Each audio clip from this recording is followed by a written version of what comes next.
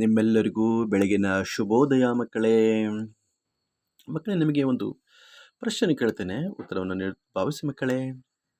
ಮಕ್ಕಳೇ, ನೀವು ರಸ್ತೆಯಲ್ಲಿ ಸಾಗುತ್ತಿರುತ್ತೀರಿ. ಮಧ್ಯ ಹಾವೊಂದು ಇರುತ್ತದೆ. ಅದೇ ರಸ್ತೆಯಲ್ಲಿ ಕುರುಡನು ಒಬ್ಬ ಆ ರಸ್ತೆಯನ್ನು ಹಾದು ಹೋಗುತ್ತಿರುತ್ತಾನೆ. ಆಗ ನಿಮ್ಮ ಉತ್ತರವೇನು ಮಕ್ಕಳೇ? ಓ ಕುರುಡ ಆ ರಸ್ತೆಯಲ್ಲಿ ಹಾದುವಲ್ಲಿ ಹಾವನ್ನು ತುಳಿಲಿ ಎಂದು ನಿಮ್ಮ ಭಾವಿಸುತ್ತೀರಾ ಮಕ್ಕಳೇ? ಖಂಡಿತ ಇಲ್ಲ. ನೀವು ತಕ್ಷಣವೇ ಹೋಗಿ ಆ ಕುರುಡರನ್ನ ಪಕ್ಕಕ್ಕೆ ಕರೆದುಕೊಂಡು ಬಂದು ಅವನ ರಕ್ಷಣೆಯನ್ನು ಮಾಡುತ್ತೀರ ಮಕ್ಕಳೇ. ಹಾಗೆಯೇ ಆಟವನ್ನು ಆಡುವಾಗ ಶಾಲೆಯ ಮೈದಾನದಲ್ಲಿ ಒಬ್ಬ ಹುಡುಗ ಬಿದ್ದಿದ್ದಾನೆ. ಅವನ ಕಾಲಲ್ಲಿ ರಕ್ತ ಬರುತ್ತಿದೆ. ಆಗ ನೀವೇನು ಮಾಡುವಿರಿ ಮಕ್ಕಳೇ? ನನಗೆ ಗೊತ್ತಿದೆ ಮಕ್ಕಳೇ, ಖಂಡಿತವಾಗಿ ನೀವು ಅವನನ್ನು ಕರೆದುಕೊಂಡು ಹೋಗಿ ಬ್ಯಾಂಡೇಜನ್ನು ಕಟ್ಟುತ್ತೀರಿ ಅಲ್ಲವೇ ಮಕ್ಕಳೇ? ಒಟ್ಟಾರೆಯಾಗಿ ಬೇರೆಯವರ ಕಷ್ಟದಲ್ಲಿ ನೀವು ರಕ್ಷಣೆಯನ್ನು ಮಾಡುತ್ತೀರಿ ಮಕ್ಕಳೇ. ನಮ್ಮ ರಕ್ಷಣೆಯ ಮಾಡಬೇಕಾಗಿದ್ದು ನಮ್ಮೆಲ್ಲರ ಕರ್ತವ್ಯ ಮಕ್ಕಳೇ. ಹಾಗಾಗಿ ಇಲ್ಲೊಂದು ಪಾಠ ಇದೆ ಮಕ್ಕಳೇ. ಕೂಗುತ್ತಿದೆ ಪಕ್ಷಿ ಅಂತ. ಈ ಒಂದು ಕೂಗುತ್ತಿದೆ ಪಕ್ಷಿಯಲ್ಲಿ ಶಾಲಾ ಮಕ್ಕಳು ಪ್ರವಾಸವನ್ನು ಹೋಗಿರುತ್ತಾರೆ. ಆ ಶಾಲಾ ಪ್ರವಾಸದಲ್ಲಿ ಪಕ್ಷಿಯೊಂದು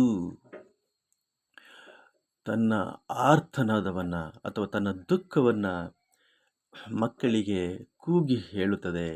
ಆಗ ಶಾಲಾ ಮಕ್ಕಳು ಆ ಒಂದು ಪಕ್ಷಿಗೆ ಯಾವ ರೀತಿ ಸ್ಪಂದನೆಯನ್ನು ಮಾಡುತ್ತಾರೆ ಅನ್ನೋದನ್ನು ನಾವು ಈ ಪಾಠದಲ್ಲಿ ನೋಡಬೇಕಾಗಿದೆ ಮಕ್ಕಳೇ. ಸರಿ, ಬನ್ನಿ ಮಕ್ಕಳೇ. ಕೂಗುತ್ತಿದೆ ಪಕ್ಷಿ, ಗದ್ಯ ಪಾಠ 3, 6ನೇ ತರಗತಿ, ವಿಷಯ ಕನ್ನಡ. ಬನ್ನಿ ಮಕ್ಕಳೇ, ಪಾಠವನ್ನು ಪ್ರಾರಂಭವನ್ನು ಮಾಡೋಣ. ಮಕ್ಕಳೇ, ಈ ಒಂದು ಪಾಠದಲ್ಲಿ ಮೊದಲು ಕೃಷ್ಣಾ ನದಿಯ ವರ್ಣನೆ ಇದೆ ಮಕ್ಕಳೇ. ಹೀಗೆ ಕೃಷ್ಣಾ ನದಿಯ ವರ್ಣನೆ ಯಾವ ರೀತಿ ಇದೆ ಅನ್ನೋದನ್ನು ಈ ಒಂದು ಮೊದಲ ಪಾಠದಲ್ಲಿ ನೋಡುತ್ತೇವೆ ಮಕ್ಕಳೇ. ಬನ್ನಿ ಕೃಷ್ಣಾ ನದಿಯ ವರ್ಣನೆಯನ್ನು ಮಾಡೋದು. ನೋಡಿ ಮಕ್ಕಳೇ, ಕೃಷ್ಣಾ ನದಿಯು ಮೈದುಂಬಿ ಹರಿಯುತ್ತಿದ್ದಾಳೆ. ಅವಳ ಬೋರ್ಗರೆತ, ತೂರಾಟ, ಚೆಲ್ಲಾಟ, ಹರಿಯುವ ಓಟ ನಯನ ಮನೋಹರವಾಗಿರುತ್ತೆ ಮಕ್ಕಳೇ.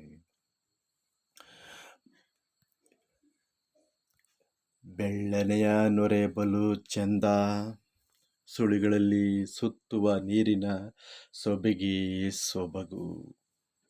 ಬೆಳಗಿನ ಎಳೆ ಬಿಸಿಲಿನ ಹೊಳಪಿಗೆ ಮಿನೆ ಮಿನೆ ಮಿರುಗುವ ನದಿ ಬಲು ಅಂದ. ಸೂರ್ಯನ ಹೊಂಬಣ್ಣದ ಕಿರಣಗಳು ನದಿಯ ಮೇಲೆ ಬಿದ್ದಿವೆ. ಅಲ್ಲಿ ಹನಿ ಹನಿಗೂ ಮುತ್ತಿನ ಮಣಿಯ ರೂಪ ಬಂದಿದೆ. ಅಬ್ಬಬ್ಬಾ, ಅದೆಷ್ಟು ಸುಂದರ ಆ ಒಂದು ನದಿ. ಎಸ್ ಮಕ್ಕಳೇ, ಆ ಒಂದು ಪ್ಯಾರವನ್ನು ಬರೆದುಕೊಂಡು ನಾನು ಹೇಳಿದ್ದನ್ನು ಆಲಿಸಿ ಮಕ್ಕಳೇ. ನೀವು ಅದನ್ನು ಓದುವುದಕ್ಕೆ ಪ್ರಯತ್ನಿಸಿ ಮಕ್ಕಳೇ. ಅದಾದ ನಂತರ ನಾರದ ಗಡ್ಡೆ ಎಂಬತಕ್ಕಂಥದ್ದು ಅಲ್ಲಿ ಬರುತ್ತೆ ಮಕ್ಕಳೇ. ಆ ಕೃಷ್ಣಾ ನದಿಯ ಪಕ್ಕದಲ್ಲಿ ಆ ನಾರದ ಗೆಡ್ಡೆ, ಅದು ಸುಂದರವಾದಂಥ ಗೆಡ್ಡೆ. ಅದು ರಾಯಚೂರಿನ ಪಕ್ಕದಲ್ಲಿದೆ. ಇಲ್ಲಿ ನಾರದ ಮುನಿ ತಪಸ್ಸು ಮಾಡಿದರೆಂಬ ಪ್ರತೀತಿ ಇದೆ. ಇಲ್ಲಿ ಒಂದು ಶಿವ ದೇವಾಲಯವೂ ಸಹ ಇದೆ. ಇದು ಹಚ್ಚ ಹಸಿರಿನಿಂದ ಕೂಡಿ ಗಿಡ ಮರಗಳಿಂದ ಅದು ಕಂಗೊಳಿಸುತ್ತಿದೆ. ಈ ಒಂದು ನಾರದ ಗಡ್ಡೆ ಪ್ರವಾಸಿ ತಾಣವೂ ಆಗಿದೆ. ಇದು ಸುಂದರ ತಾಣ. ಇದನ್ನು ನೋಡಲು ಮಕ್ಕಳು ಪ್ರವಾಸವನ್ನು ಹೊರಟಿ ಅಲ್ಲಿಗೆ ಬಂದಿದ್ದರು.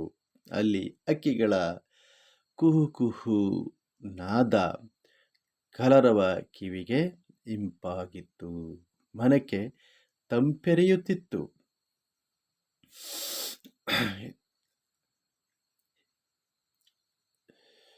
ಹೀಗೆ ಅಲ್ಲಿ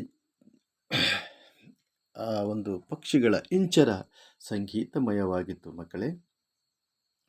ಸೊ ಮಕ್ಕಳೇ, ಇಲ್ಲಿ ನೋಡಿ, ಈ ಒಂದು ನಾರದ ಗೆಡ್ಡೆ ನಡುಮಧ್ಯದಲ್ಲಿ, ಕೃಷ್ಣಾ ನದಿಯ ನಡುಮಧ್ಯದಲ್ಲಿ ಇರ್ತಕ್ಕಂಥದ್ದು. ಇಲ್ಲೊಂದು ಚಿತ್ರ ಇದೆ ನೋಡಿ, ಭಾವಚಿತ್ರ. ಈ ಒಂದು ಭಾವಚಿತ್ರದಲ್ಲಿ ನಡುಗೆಡ್ಡೆ ಅಂದರೆ ಸುತ್ತಲೂ ಸಹ ನೀರಿರುತ್ತದೆ, ಅಥವಾ ನದಿ ನೀರು ಹಾದು ಹೋಗುತ್ತಿರುತ್ತದೆ.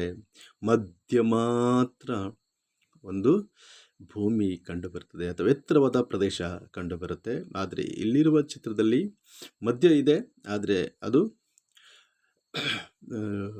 ಪರಿಸರ, ಸುಂದರ ಪರಿಸರವೇನಲ್ಲ. ಆದರೆ ಈ ಥರ ಭಾವಿಸಿ, ನಡುಗಡ್ಡೆ ಎಂದರೆ ಸುತ್ತಲೂ ನೀರಿರುತ್ತೆ, ಮಧ್ಯ ಮಾತ್ರ ಭೂಮಿ ಇರುತ್ತೆ ಮಕ್ಕಳೇ. ಮಕ್ಕಳೇ, ಇದರ ಮುಖ್ಯಾಂಶಗಳೇನು ಗೊತ್ತಾ ಮಕ್ಕಳೇ? ನದಿಯ ವರ್ಣನೆ ಇದೆ, ಅಂದರೆ ಕೃಷ್ಣಾ ನದಿಯ ವರ್ಣನೆ ಇದೆ.